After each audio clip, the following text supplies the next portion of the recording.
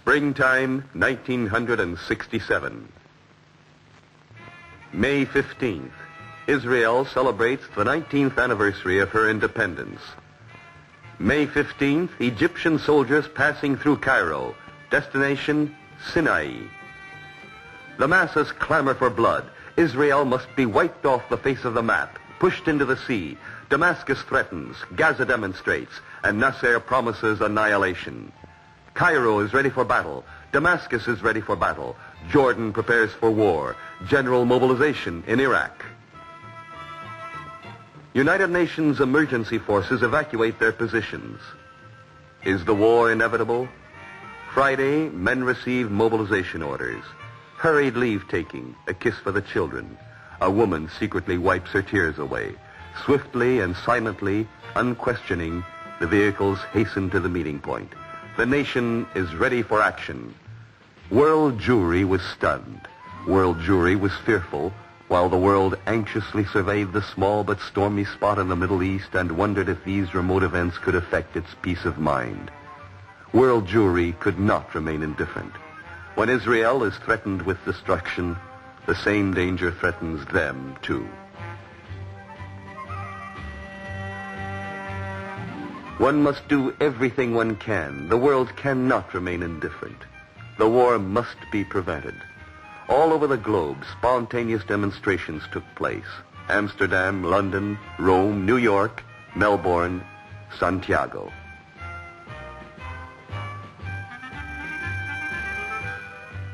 A surging crowd invaded the Avenue Wagram near the Israeli embassy in Paris.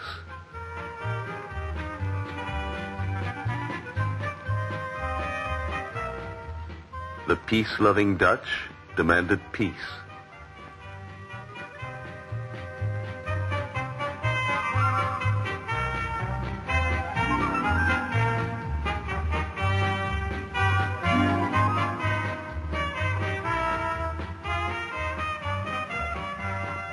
In New York, there were demonstrations along Fifth Avenue.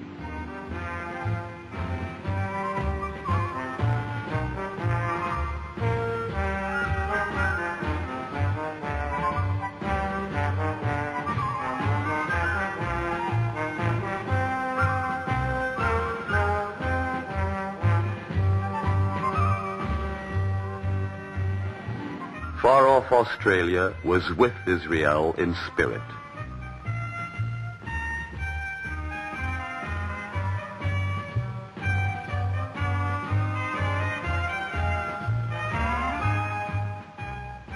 They gathered together, and together they felt their kinship to Israel and to each other. They looked for ways to help practically and effectively. People asked themselves what they could do, how to give, what to offer. The same questions arose in Australia and in Uruguay.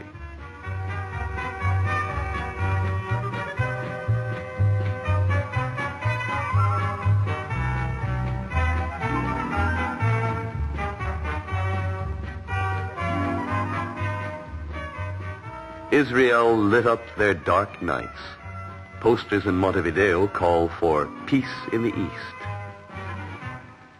While in Rome, they signed petitions.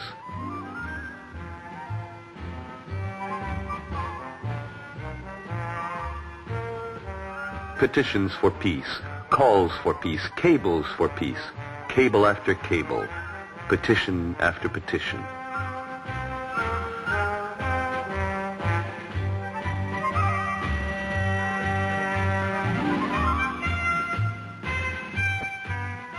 In the prosperous countries, small sums added up to an enormous emergency fund.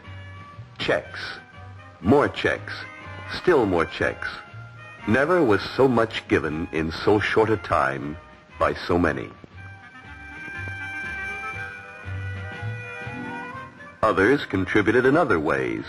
Medicines and plasma units were swiftly dispatched to Israel.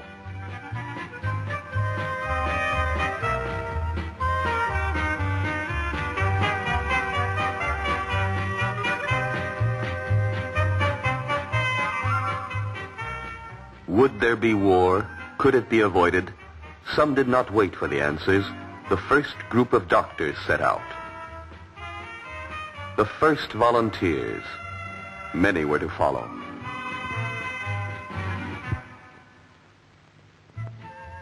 The young gave neither blood nor money. They offered themselves. They swarmed the Jewish agency. They waited on the steps of the Israeli embassies. They cried out, "Send us to Israel."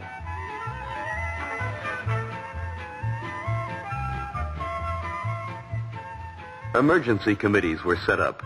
Thousands of applications from 38 different countries had to be sorted out, recorded, filed, and examined.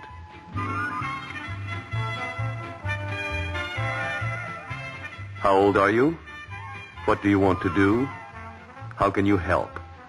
Thousands of individual volunteers became a world movement, the volunteer movement.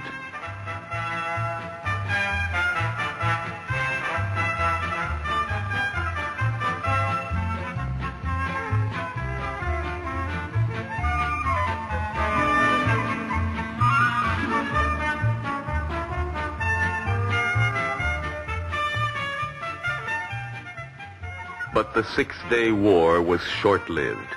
It was soon over, a mere 6 days. The volunteer movement went on to Israel.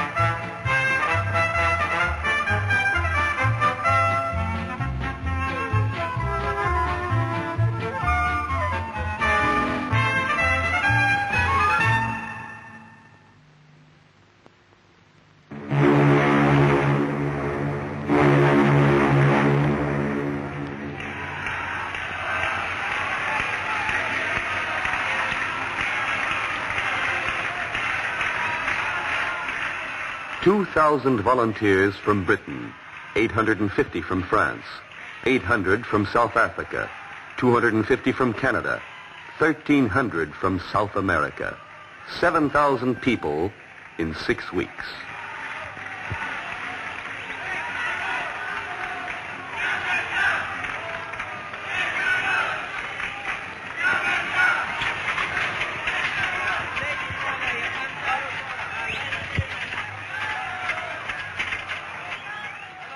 Different languages and different types.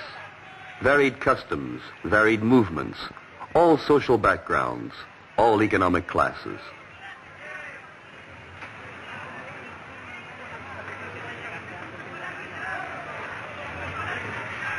Jews and non-Jews as well. Some arriving for the first time, others old friends of Israel. Some familiar with Zionism, others for whom nothing was more remote until now. One heartbeat, one pulse.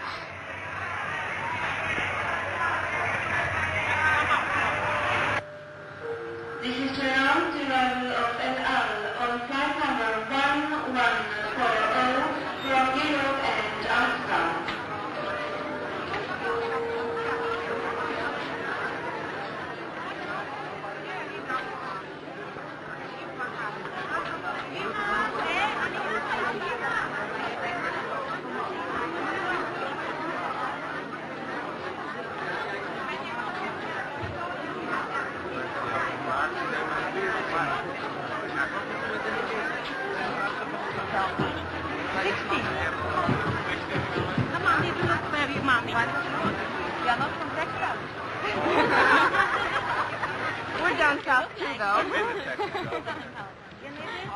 A mass movement needs organizing. How to steer the stream of newcomers onto the right course? Where were they needed most? Groups had to be formed. Myriad details had to be seen to. This job was taken on by the Jewish Agency of Israel. Bennett Mirna Lefko, Berghaus Gila,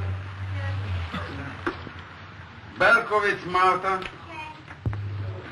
Braskin Sherry, Yes. Fischer Linda, Fox Alexander,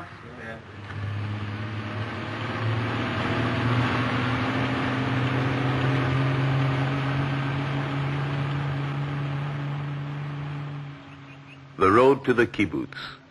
Green lawns beyond barbed wire fences. The war ended quickly.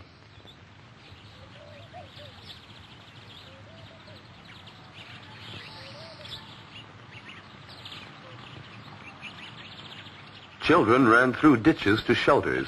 Kibbutz members were called up. The kibbutz suffered most from lack of manpower. Tractors stood idle in their sheds. But normal life had to be resumed. They came to lend a helping hand, to pull together, shoulder to shoulder.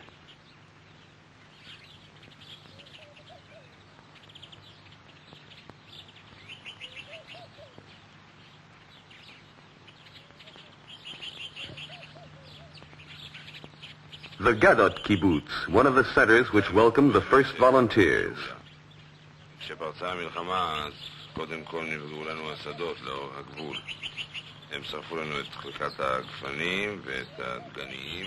A rundown by the secretary on the state of the kibbutz during the war, plans for reconstruction, and the role of the volunteers who have come to help. בתוך המשק נהרסו לנו איזה 6 בתי מגורים, אבל מזל, אף אחד לא נפגע או נפצע. כשנשמעה הזעקה הראשונה, מיהרנו תכף להוריד את הילדים למקלט. בבית הילדים עצמו נפגע פגיעה ישירה, כמה רגעים אחר כך. אבל הפגיעה הכי ישירה באה דווקא על בית התרבות. זה מצחיק, אבל גם הספרים סבלו במלחמה.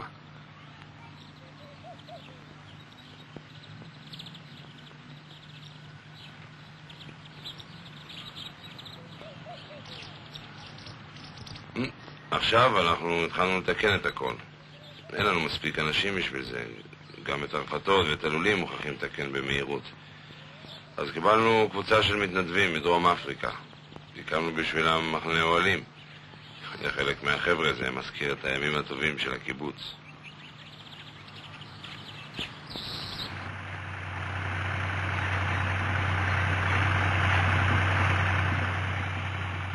At dawn, on a normal working day, we went out with a group of volunteers to work in the fruit orchards.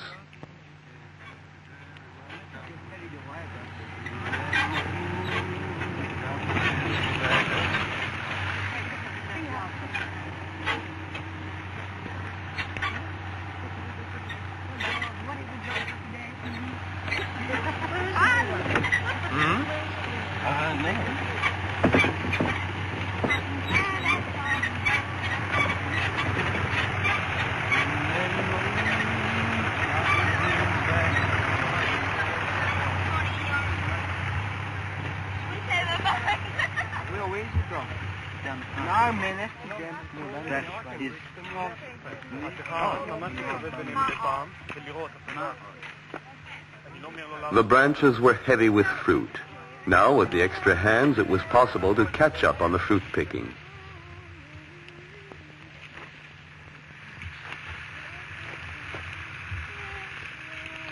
Dominique, a young journalist from Paris, one of the fruit pickers. Isn't the work too difficult for you?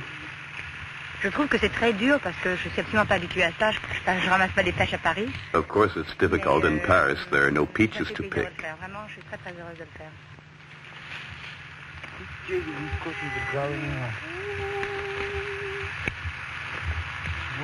Just useful, that's all I want to know in life.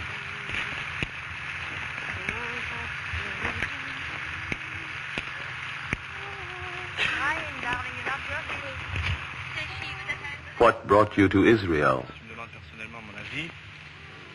Si je suis venu, c'est parce qu'il y a eu la guerre, et non pas pour faire la guerre, mais uniquement parce que je pensais que du fait de la guerre, les hommes seraient partis au combat, et dans les kibbutz, au champ, il faudrait continuer le travail. The war. I know that the people went out to fight and that the work must go on. Someone had to take over. The picked fruit was sorted and packed. This is the packing shed.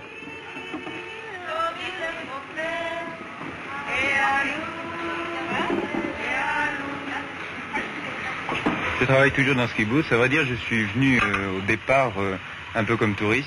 I came as a tourist.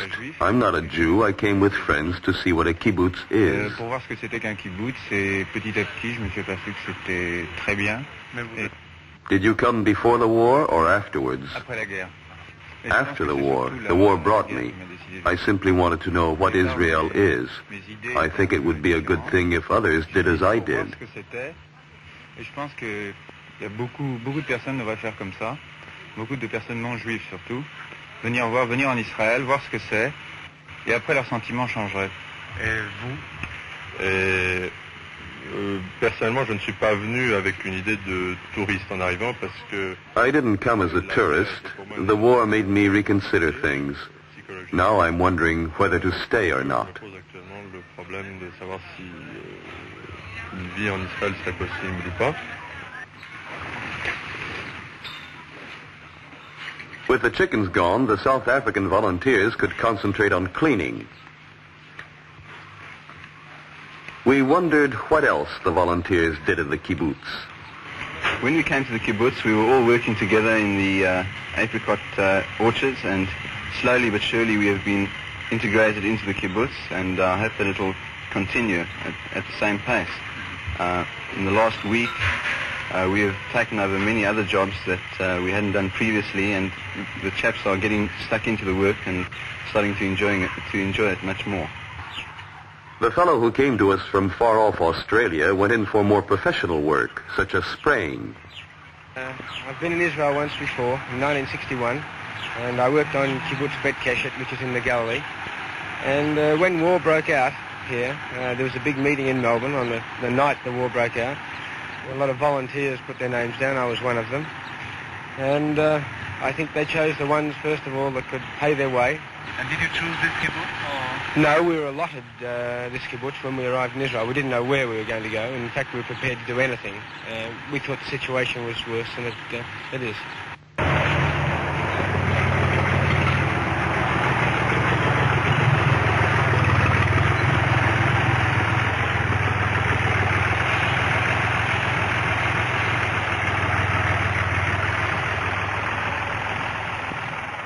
Some of the volunteers worked regularly in the cow shed.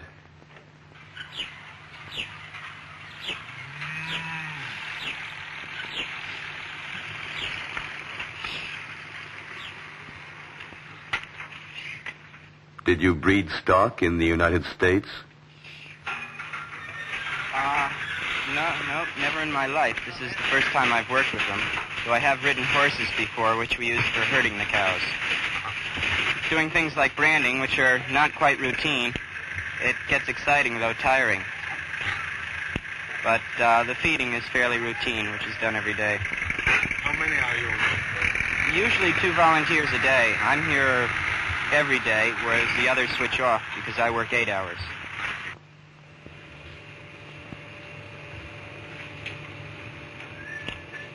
The kibbutz storerooms are not merely a place for women to meet and gossip. Here the volunteers were issued their clothes and other necessities just like other kibbutz members. Here too, old-time kibbutzniks, as they are called, worked together with the greenhorns.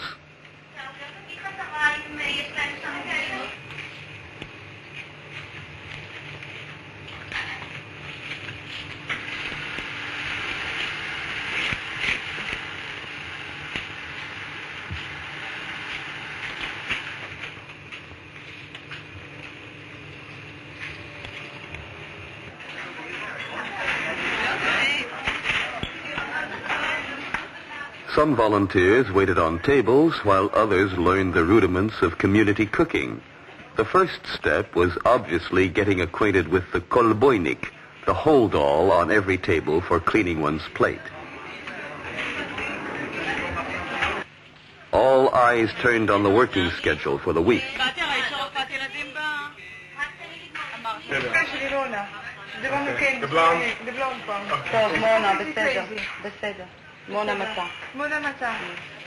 Automata. Magmata. John in the packing house. And John Joseph from dining room from 9 o'clock in the morning to 2 o'clock in the afternoon. Who you put in the dining room? I put Juliana. The Peter. Okay.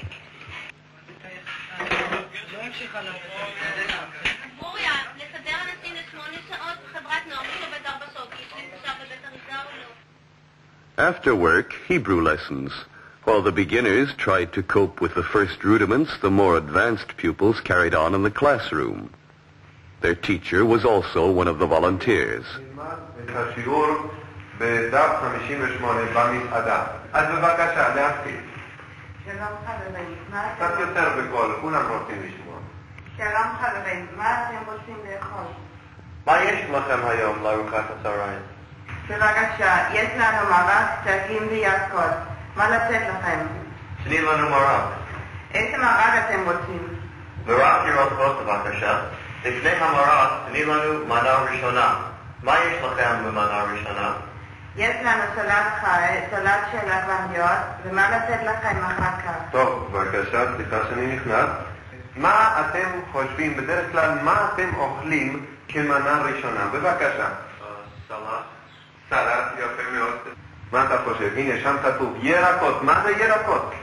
ירקות.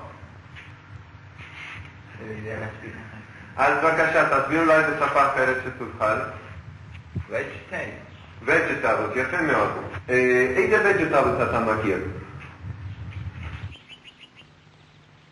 In the evening, guests from abroad could visit their new families.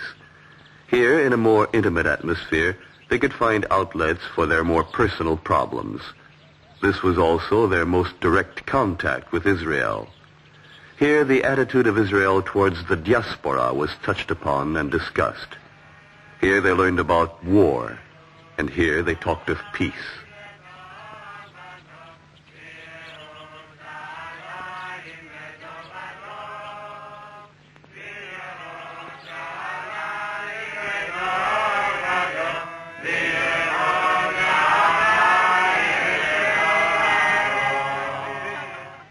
There were social gatherings, like this song fest.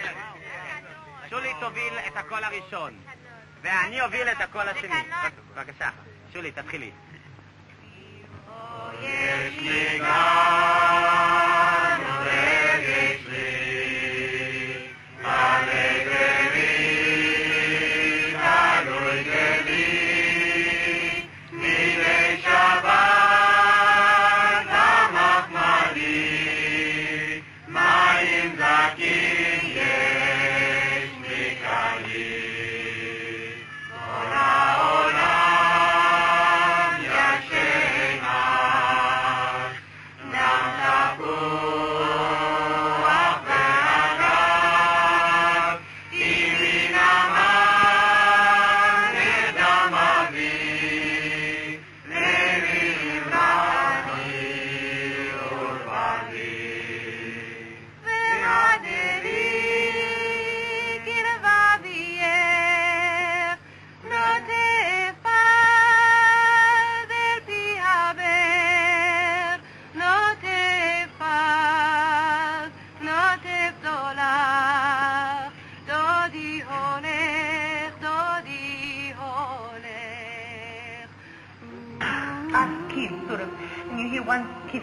And we're not used to it, so you hear one kid sort of saying, gee, it's so hot, and this sort of spreads, and then you find...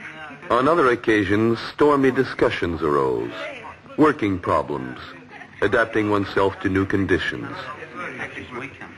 I mean, we have hot weather, but when we have hot weather, it's one day and then 2 weeks later it's another hot day, so we all stay inside. I mean, even as far as the law is in Australia, if it's over 100 degrees, they close a lot of the shops and factories. Well, factories, for instance, schools, everybody goes... It's not been over 100 degrees here. No, but... Please. The heat isn't the problem. Perhaps that a lot of the volunteers have never worked physically before, and that with the heat may have a lot to do with it. And they don't know how to work physically. But then why volunteer? I mean, now if you are here, feel that you just can't do this work, or that it upsets you, or the heat, or this or that, or the flies, then just, I don't know, then leave. You're not obliged to stay. It's not a collective problem. We all each feel responsible. We don't. Well, that's fine. That breaks the monotony, but it's not the point. The point is we've come here to work. And if it's necessary to pick mishmish for 6 hours, it's necessary. That's what we got. I disagree with you. We're not here to choose our work. I feel that everybody over here wants to work, but a lot of people want to choose their job. They don't want to work in laborious jobs. They want to work in a job of their own interest. And they're very keen to get these jobs. They haven't got the patience to wait until the time comes when they can get that job. As I told you before, we try our best to give them these jobs, and sometimes they've just got to wait.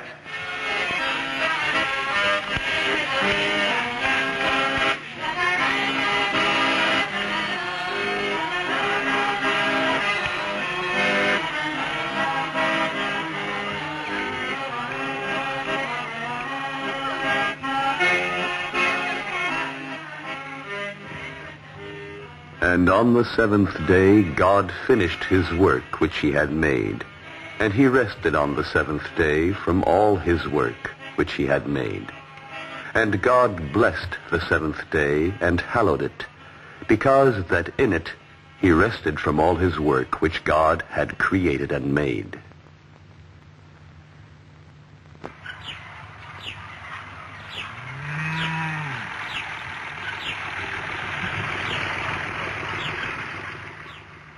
This is a moshav, a farming settlement, another way of life. Here, volunteers cooperated in all the family's activities on the farm. אני מבין שיש גם מתנדב שבא לעזור כאן. כאן, כן, יש מתנדב מקנדה. This old settler apparently couldn't remember the days when he too lacked experience. ממונטריאול. הוא עוזר קצת. ואיזה סוג עבודות נותנים לו? נותנים לו להביא סלק. מהמחלבה הוא מביא את החלב, אספקה הוא מביא, תערובת. איזה עבודות הוא לא עושה? בעצם הוא לא רגיל, נגיד, בהשקעה הוא גם משקה לפעמים. אבל יש ריסוסים ויש מיון פרי, לפעמים גם בזה הוא עוסק. ועם משק החיות הוא עובד? החיות אני עיקר מטפל. מה אתה עושה? חולב. נותן לו מחלק אוכל וחולב. והוא לא מחלק אוכל? לפעמים הוא זה, אבל רוב לא. ואני זה עבודה די יחד עושים את זה.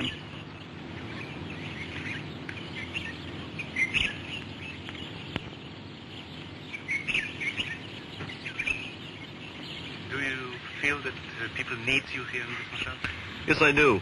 In my case, the house where I'm staying, the man is in Sinai now. He's in the war, which leaves me alone in the house. So I derive a lot of pleasure out of it, and I feel that I'm needed. You know, I'm wanted. Did you prefer to go to a moshav, or you wanted to go to a kibbutz? I didn't have any special ideas. I just went where the Sochnut sent me. How do you find life in moshav? It's very different, of course, you know. I don't like the cows, but the people are very nice. Well, it's a little different than the life I'm accustomed to in Canada. It's harder, but you get pleasure out of it. Early morning, the crowing of the cock, the mooing of the cattle, milking time. The next step, the milk pails go to the dairy.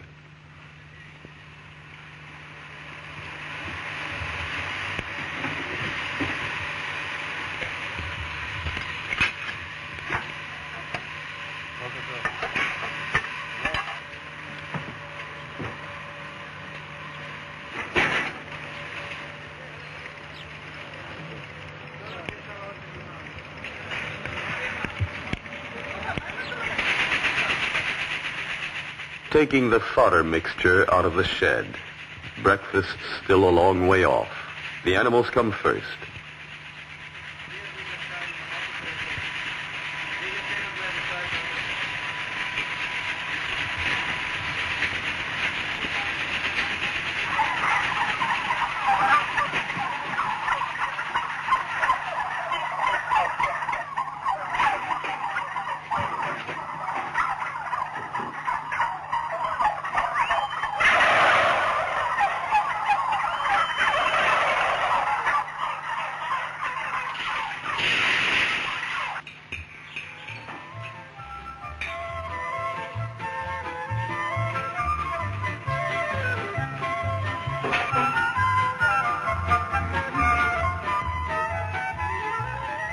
And as in every household, the mother bustled about her new and bigger family.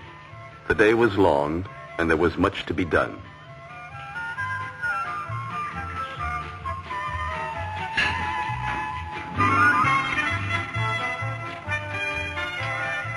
In a moshav, when the father or the son went off to war, the consequences were even more serious and the responsibility borne by the volunteer even greater. It's not easy to be a moshavnik.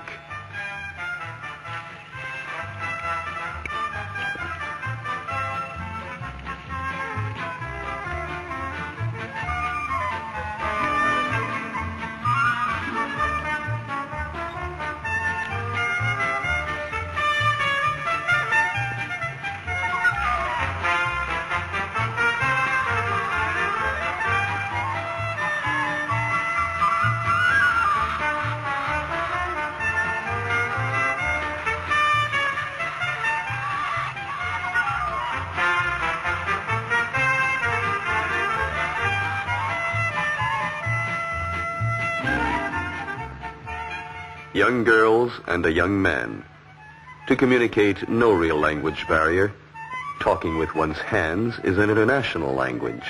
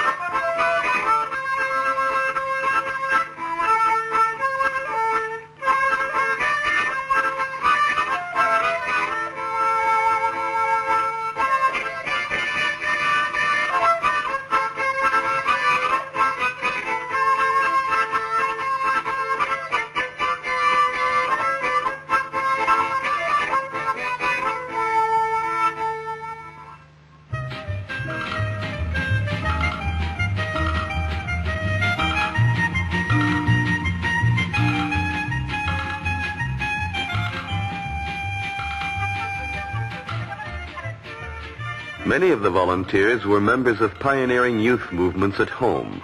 In Israel, these movements brought together members from various countries.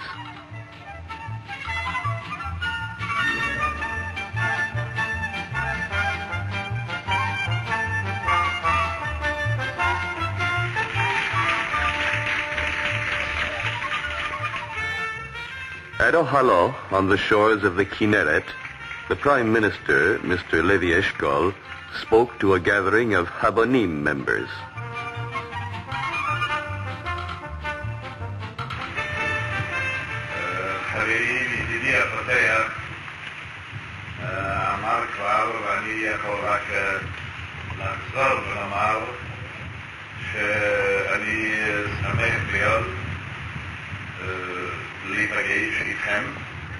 אני כמעט מסתער שהציבור איננו יותר גדול פה עכשיו. בימים אלה, בשבועות אלה, בחודשים אלה, ומעכשיו והלאה כל הזמן. אנחנו מאוד נרצה שיבואו הרבה אנשים, הרבה יהודים. Mr. Levi Eshkol wound up his talk on security, immigration, and contacts with world Jewry with an appeal to the volunteers to settle in Israel. At night, the convention turned into a mass meeting. Members of nearby settlements joined in. Mr. Pincus, chairman of the Jewish Agency, spoke to the assembly, followed by the volunteers' representative. Prime Minister, guests, Chavarim. When the clarion call to volunteers was sounded barely 9 weeks ago, and as its ringing tones echoed throughout every Jewish community in the world, there is no doubt that in every land, in every metropolis or far-flung outpost of the Jewish diaspora, call, this call to volunteers, this call to mitnadvim, struck a chord in the heart of each person who considers himself a Jew. Each individual who identifies himself now and in the past with the Jewish cause.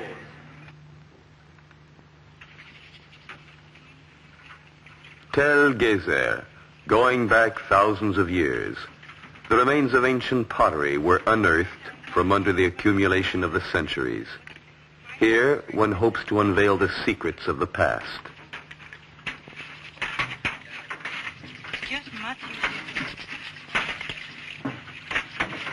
Thank you. Yeah, thank you.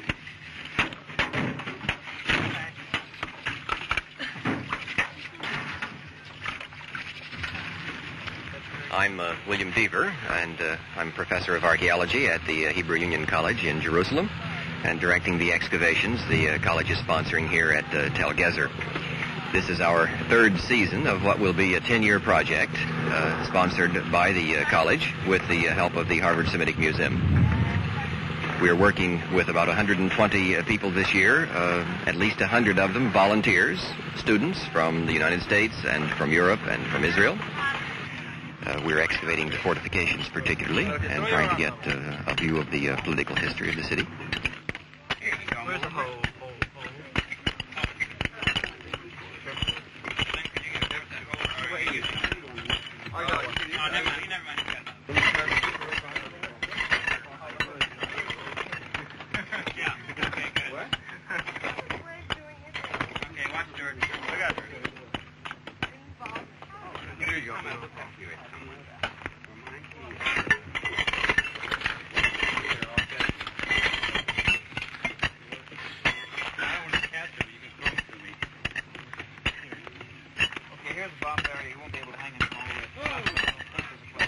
The most important area is this year perhaps the area of the Solomonic Gate, which Professor Yadin of the Hebrew University had reconstructed on paper, and we're trying to excavate now, in fact. This is wait, here it says.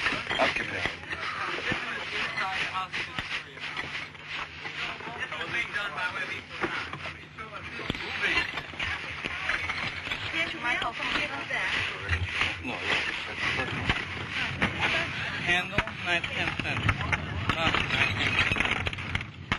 Gram, light 10 cents. Beautiful, beautiful, perfect. That's the best one I've seen yet. That is. Every remnant is examined, registered, and adds to the mosaic which sheds light on another page of the Bible.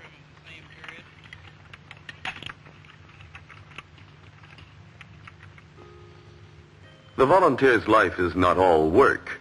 There were trips around the country, and they soon got to know the land and its ways.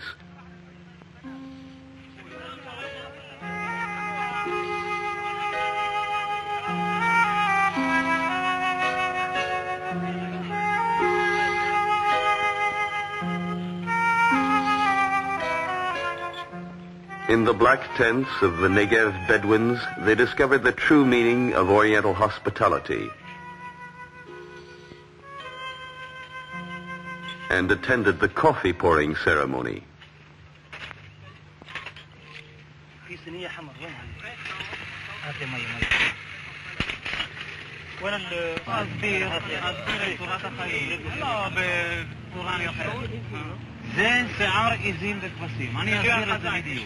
Petit à petit, la tente devient une vraie tente en poil de chèvre. Et là, vous avez, à l'endroit des coutures de la tente, par exemple au-dessus du poteau que je tiens dans ma main droite, à l'endroit des coutures, vous avez une bande faite de poil de chèvre qui est beaucoup plus solide que le jute, vous voyez au-dessus de moi là, et qui sert à la tension et au soutènement. Explanations over. Now time for eating. On mange toujours aussi bien qu'au kibbutz. Il mange ça une fois par semaine. Moi, je suis ici, merci. Ah, moi, c'est une façon de manger. C'est dommage que pas forcément bon. Mange une fois par semaine, ils vont jeûner la semaine prochaine. According to the custom of the East, one eats with one's fingers, but wrapping the rice in the chunk of meat demands a practiced hand. Enfin, le riz, moi, je le trouve un peu trop mastoc. L'estomac, il doit descendre. On a pris 14 manches avec ses doigts aussi. Ça me déplaît absolument pas. Pourquoi avec les mains, c'est beaucoup plus agréable de manger qu'avec une fourchette et un couteau. Ah oui, avec les doigts, ça fait plus sauvage, on a.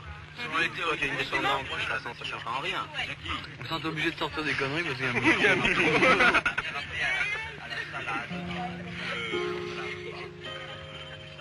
Sinon, ils prennent pas d'eau. The war left its mark on the wastes of Sinai, charred remnants, spoils of battle. Every morning, cars left the army camp and spread out over the area. At the day's end, each group returned with a gun, a tank, or ammunition.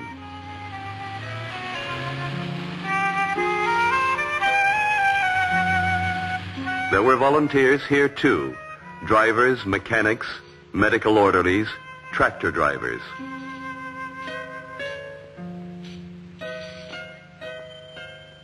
The girls also played their part, each according to her aptitudes.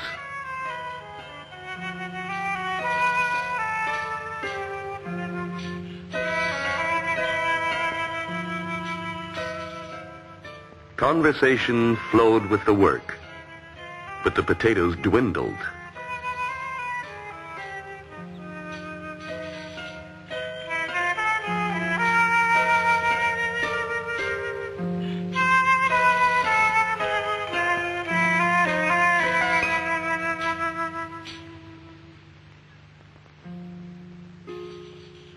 The units were scattered over the dunes. The guns had to be retrieved from the area.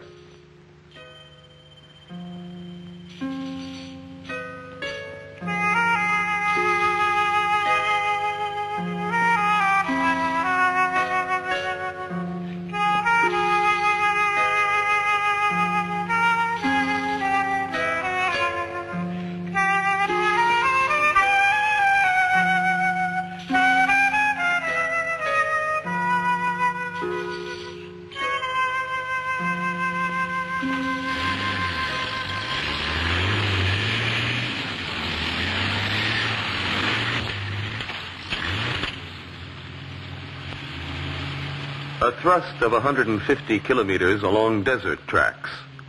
Afterwards, combing the area all the way back. But the effort was worth it. The two volunteers who set out in their car one morning were proud of their booty. A car filled with ammunition and a landmine planter.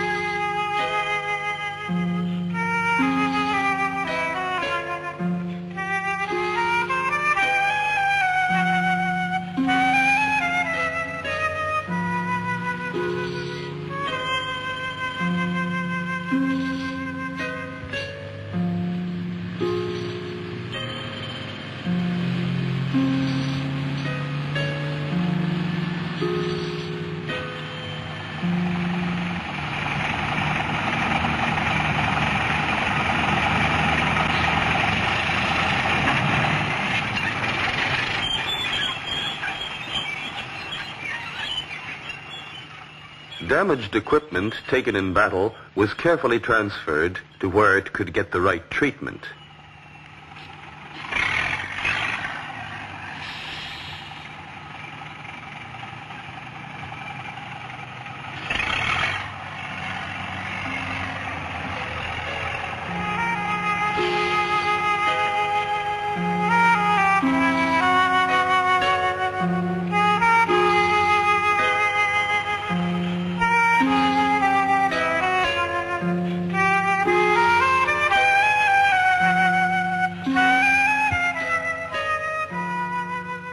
At the end of a day's work in the sweltering sun, it was good to freshen up under a shower in mid-desert.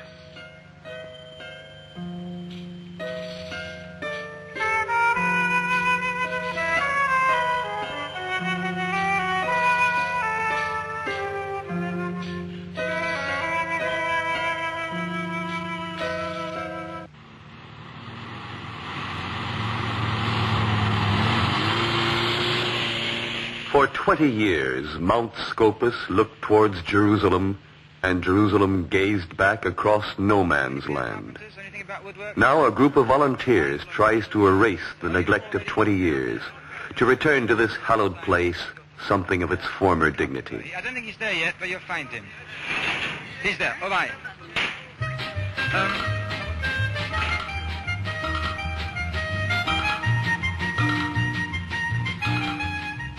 Until a short time ago, the laboratory roof served as an observation post and the lecture room as staff headquarters.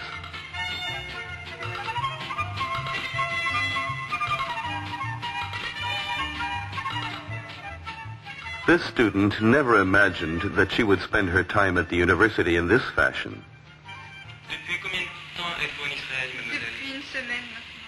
She had been here a week, and this was not her first visit.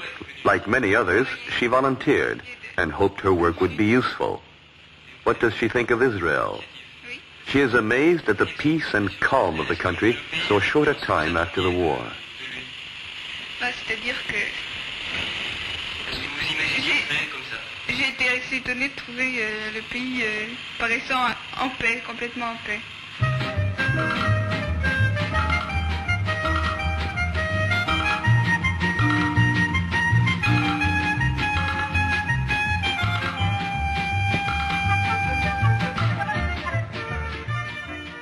Here on Mount Scopus, in the midst of a thicket, the caves of Nicanor can be found. And here are buried two of Zionism's leaders, Pinsker and Usishkin.